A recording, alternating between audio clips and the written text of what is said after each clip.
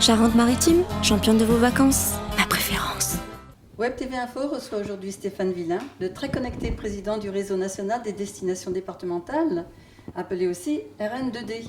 Vous êtes aussi président de Charente-Maritime Tourisme, l'organe touristique du conseil départemental, dont vous êtes aussi le vice-président. Vous êtes aussi vice-président du parc naturel Marais-Près-de-Vin et enfin le premier adjoint au maire de Châtelaillon en charge du tourisme. Ça pour quelques-unes de vos fonctions. Bonjour Stéphane Villain. Bonjour. Dites-moi, il y a vraiment un pilote dans l'avion touristique, il me semble, et cela a l'air de fonctionner. Regardez, pour cette année, une pluie d'étoiles vient d'être décernée à la Charente-Maritime par le guide Michelin. Les chiffres de l'INSEE sont excellents pour 2015, notamment pour l'hôtellerie de plein air. Les produits de nos départements ont été primés lors du concours général agricole. Et enfin, la cerise sur le gâteau, vous avez le centre aquatique de Châtelaillon qui vient d'être primé dans la catégorie sensation devant Disney.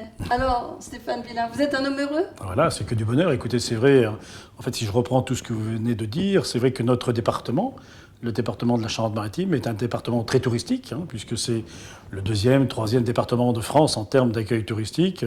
C'est 1,6 milliard de rentrées économiques par an, c'est 20 000 emplois, c'est 5 900 emplois directs et le reste en emplois induits. Ce qui veut dire qu'effectivement, ce département accueille beaucoup de touristes. Une des particularités quand même, il faut bien le dire, c'est que 85% de notre clientèle est française et il y a en fait le reste, ce sont des étrangers, 25%.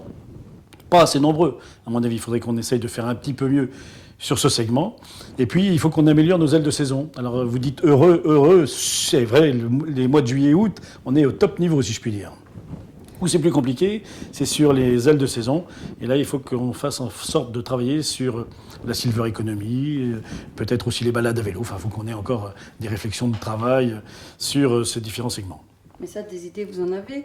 Donc effectivement, la Charente-Maritime, c'est la deuxième destination touristique. Voilà, c'est ça, la deuxième. Pour l'instant. Donc, derrière le Var et devant l'Hérault. Et devant l'Hérault. Alors, vous misez sur le numérique pour aider les acteurs du tourisme à attirer les indécis ? Oui, c'est vrai qu'aujourd'hui, beaucoup en fait, de touristes vont d'abord aller visiter sur la toile les photos, les commentaires, et puis ils vont se dire, tiens, c'est peut-être là qu'il faut que j'aille.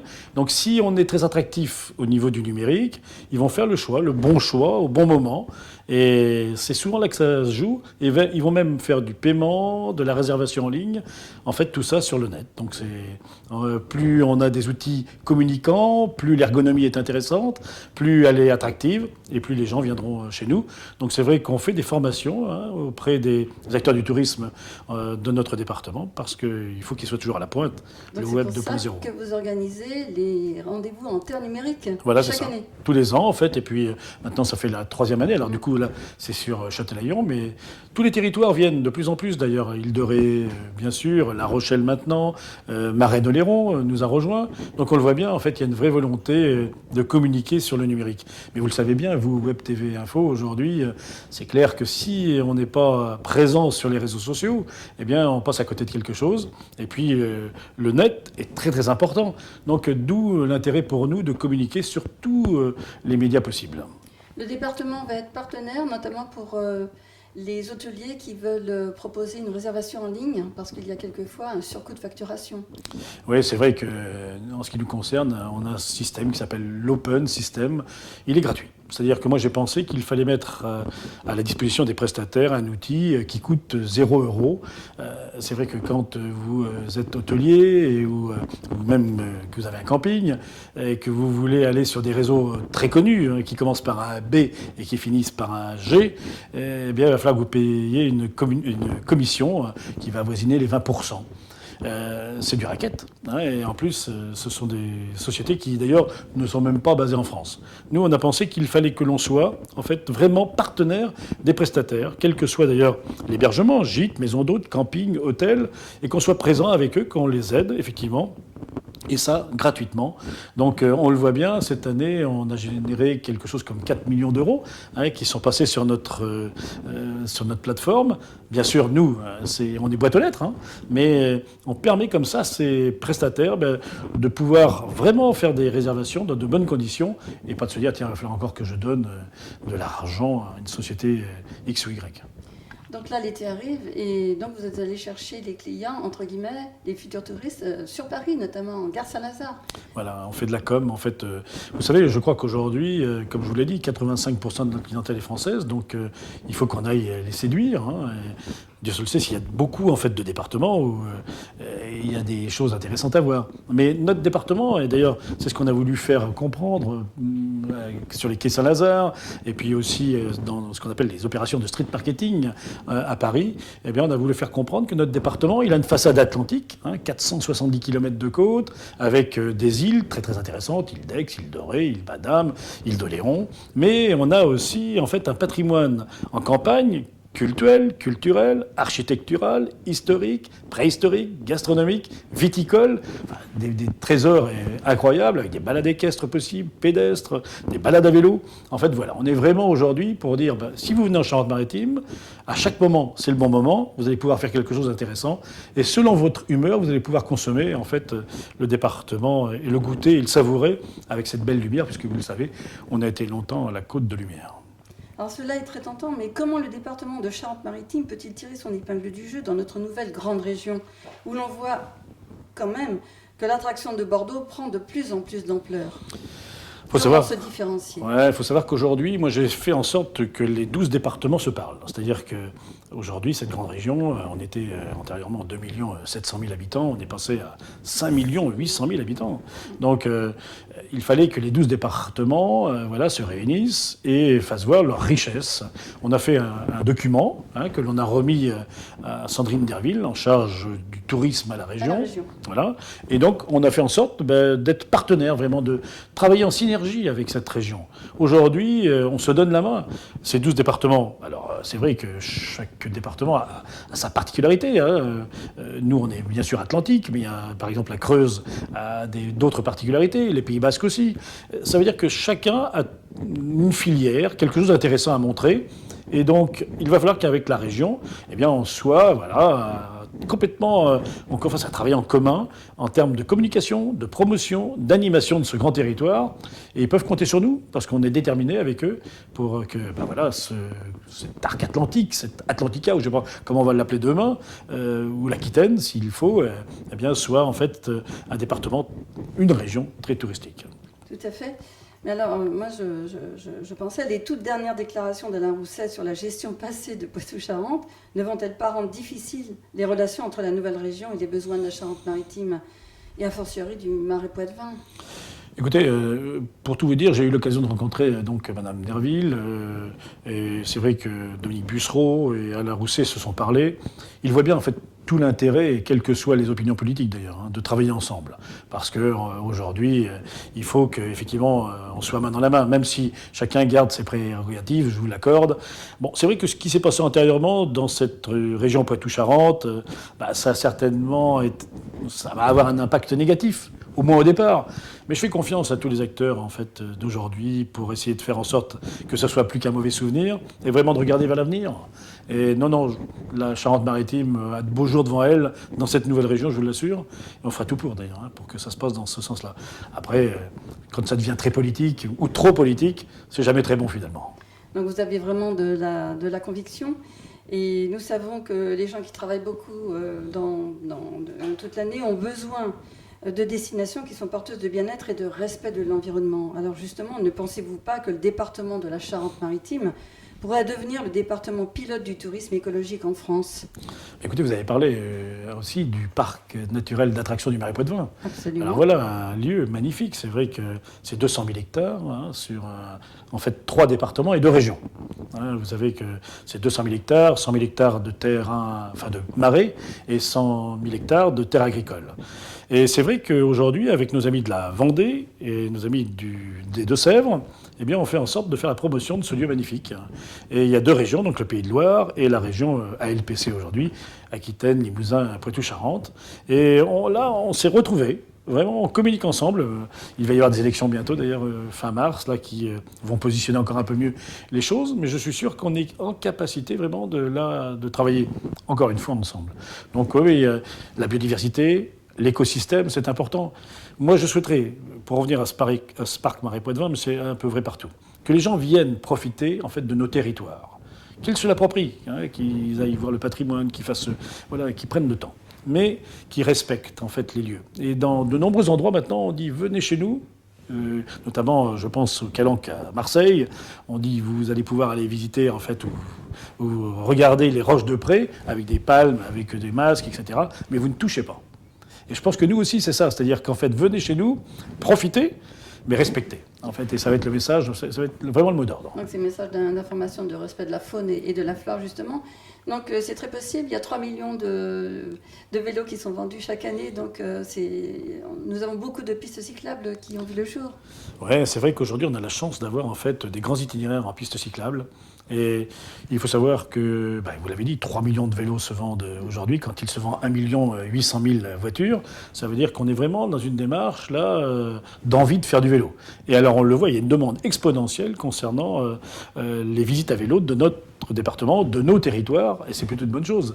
Alors on a créé 9 500 km de pistes cyclables aujourd'hui en Charente-Maritime, VTT, VTC, mais il y a des grands itinéraires. Alors c'est vrai que la Vélodyssée traverse notre département, elle va de Roscoff à Hendaye, elle passe chez nous sur 150 km. On a la Vélo Française qui va de La Rochelle à Ouistreham, on a la Vélo Canal des Deux-Mers qui va aller de Royan à Sète, on a la Scandibérique qui passe sur la Haute-Saintonge, et on est en train de créer avec nos amis de la Charente et aussi de la Dordogne, la V92, qui va aller en fait de l'île d'Aix à Exideuil. Alors, en fait, ça va être la Canal Charente, elle va suivre en fait la Charente. Tout ça pour dire qu'on va inciter les gens à venir sur ces itinéraires, profiter, et on va leur donner envie aussi d'aller faire des boucles de raccordement, de voir un peu du patrimoine aussi, des choses intéressantes, en bordure de ces grandes véloroutes. Et puis de les ramener après sur les itinéraires. Je veux dire, c'est un peu mercantile, mon affaire, tout simplement parce qu'un touriste à vélo consomme, grosso modo, 65 à 70 euros par jour et par personne, alors qu'un touriste lambda consomme 45 euros. Donc, plus ils seront longtemps chez nous, mieux ça sera. Plus ils profiteront de notre patrimoine, et mieux ça sera. Donc, en fait, on est vraiment dans une démarche là, de dire profitez, respirez, et vous allez voir, vous allez repartir de notre département en pleine forme. Alors, profitez, respirez. Mais plus il y aura d'attractivité et plus il faudra de sécurité. Bientôt sur l'île de Ré, là, du 10 juin au 10 juillet, il va y avoir la Rora, en fait, qui va prendre ces quartiers. Est-ce que c'est pas trop lourd à porter pour le département ? Non, écoutez, c'est un coup de projecteur extraordinaire.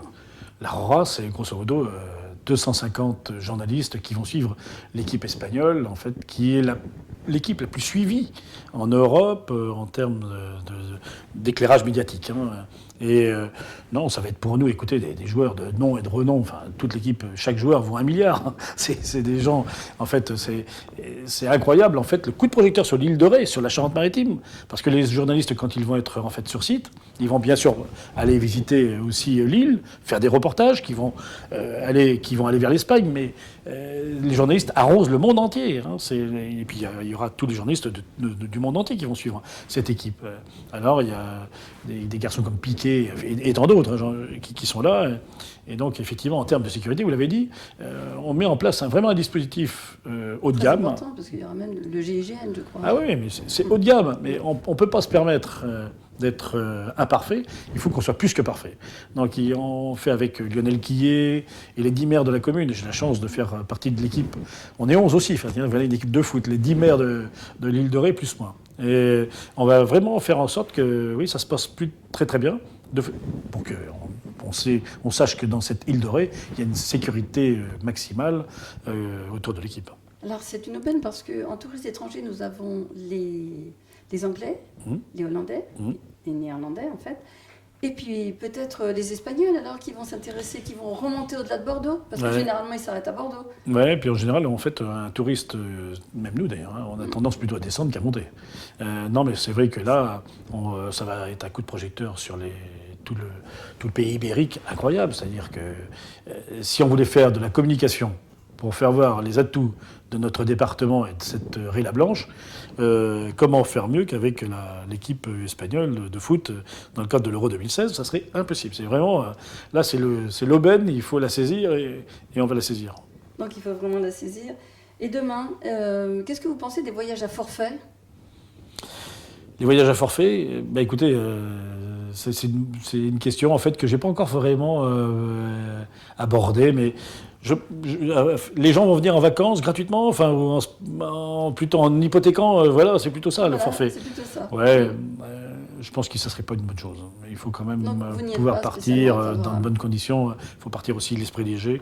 Et si jamais on part avec effectivement l'envie de dire oui, je vais partir, mais demain il va falloir que je revienne quand même. Et là, je vais aborder des problèmes. Non, c'est pas forcément très bon. Très bien. Alors, j'ai une petite question subsidiaire qui concerne plutôt votre statut d'élu local de Châtelaillon. Pouvez-vous nous donner votre position sur le bien fondé d'un incinérateur à Échillais? Ouais, en fait, c'est un peu comme le pont. Côté écologique. Ouais, Oui. côté écologie. Voilà. Côté écologie. Alors, c'est Contre et vrai. contre. Bah, je dirais que j'ai toujours laissé, moi, aux gens du territoire, vous allez me dire, c'est beauté en touche, ça, c'est un bon politique, ça. J'ai toujours laissé, en fait, au territoire l'initiative de la réflexion. Aujourd'hui, Hervé Blanchet et toute son équipe ont bien réfléchi, Michael Vallée et d'autres aussi. J'ai toujours essayé de faire en sorte de ne pas avoir d'opinion tranchée sur cette affaire, parce qu'ils sont plus au fait même que moi, qui voient ça de loin. En fait, c'est incroyable, mais Échillais, pour nous, touristiquement parlant, il n'y a pas d'impact. Il y en a certainement un, et je dirais politiquement, mais bon, c'est plutôt de dire non, débrouillez-vous, c'est chez vous, quoi. Le pont de l'île de Léron, qui va être gratuit ou payant, c'est le même problème. C'est-à-dire que c'est aux Iliens de se prononcer, c'est à eux de dire si effectivement ils souhaitent que ça soit payant, quel intérêt, quel avantage, quel inconvénient. Voilà, je m'excuse de taper en touche sur ce que vous me demandez, mais... Vous penseriez peut-être, vous, si vous étiez concerné, vous iriez plus vers le oui ou vers le non? Si j'étais concerné, écoutez, je dirais qu'il faut être le plus vigilant possible à ce qu'effectivement il n'y ait pas d'impact sur l'environnement, sur l'écosystème, sur la biodiversité, et faire attention à ce que cet incinérateur soit de qualité, soit zéro pollution. Enfin oui. Alors maintenant, il faut trouver le bon produit. Il semblerait que ça existe. À eux, effectivement, après, d'investir dans le bon... Parce que la construction a repris, hein, de toute façon, Voilà. ça devrait être ouvert en 2017. Je crois qu'ils vont être très très vigilants sur effectivement le fait que ça ne soit pas polluant. Alors pour terminer cet entretien, souhaitez-vous vous exprimer sur un sujet qui vous tient particulièrement à cœur ou un petit scoop que vous pourriez nous donner sur Web TV Info? Qu'est-ce que je peux vous donner comme scoop? Déjà, vous remercier effectivement de votre accueil, parce que je trouve que c'est important en fait d'être vraiment présent sur tous les réseaux sociaux, et je sais que vous êtes vous aussi très présent Web TV Info, et que ce que vous faites est très bien, donc continuez à le faire. Ça, je serai votre premier supporter, je regarde régulièrement ce que vous faites. En scoop, de dire que l'été s'annonce plutôt bien. J'ai vu les réservations en fait sur les différents sites. On annonce un été qui va être peut-être même supérieur à 2015, qui avait été déjà très bon. Donc oui, ça se positionne plutôt bien. C'est avec l'effet crise mondiale et crise tout court chez nous, plus les attentats font que les gens ont plutôt intérêt ou envie de rester en France. Donc on est plutôt sur une bonne pente là, pour cette année 2016, mais on verra ça au fur et à mesure, le temps est important. Et puis un scoop, écoutez, que tout aille bien dans notre département, que ça continue, et c'est ça le scoop finalement. Le petit scoop, vous êtes premier adjoint pour l'instant de Châtelaillon, vous envisagez peut-être un jour ou l'autre de vous présenter peut-être à la mairie? Écoutez, ça c'est une possibilité, mais aujourd'hui le maire Jean-Louis Léonard fait un travail énorme. D'ailleurs, c'est lui qui a fait le renouveau de Châtelaillon. Je suis son premier adjoint. Alors moi, vous savez, je suis quelqu'un de très discipliné. Il est là, il fait les choses à merveille. Je le suis à 250%. Je suis son premier supporter et aussi son premier adjoint. Et selon le choix qu'il fera, je serai effectivement appelé à faire le bien. Mais la logique voudrait que ça se passe comme ça. Vous êtes tellement impliqué. Voilà. Mais par ailleurs, j'ai beaucoup de respect. Si jamais je fais de la politique aujourd'hui, si je suis là aujourd'hui, c'est grâce à lui. Et moi, vous savez, je me rappelle d'où je viens et je sais où je dois aller. Donc, j'y vais tranquillement, sereinement, mais sûrement. Donc, eh bien, nous vous suivrons. Merci. Merci beaucoup Merci pour à votre vous. TV Info. Ah, merci.